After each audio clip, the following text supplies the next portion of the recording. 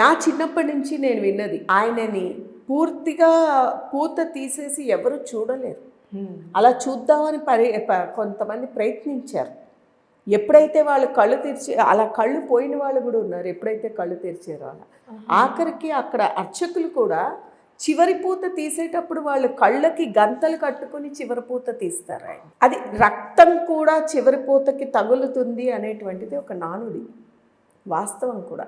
అక్కడ అర్చకులే చెప్తారు, చివరి పూత తీసినప్పుడు రక్తం అంటుతుందంట. దాని నిజరూప దర్శనం కేవలం 12 గంటలే ఉంటుంది ఆయనది, ఇంకెప్పుడు ఉండదు.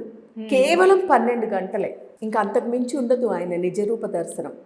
అందుకనే అప్పుడు ఆ దర్శనం చేసుకోవడం కోసం కిక్కిరిసిపోతారు జనాలు. ఉగ్ర రూపం అది ఎక్కువసేపు ఉంచలేరు. అందుకోసమని ఆ ఉగ్ర రూపాన్ని మొత్తం అది కూడా చూడండి, అది మీకు ప్రతి దేవాలయంలోని ప్రతి దేవతామూర్తి విగ్రహము కూడా మీకు ఒకవేళ అది రాతి విగ్రహం అయితే రాయి కనిపిస్తుంది. ఇక్కడ మీకు మొదటి పూత పూసిన తర్వాతే చూపిస్తారు.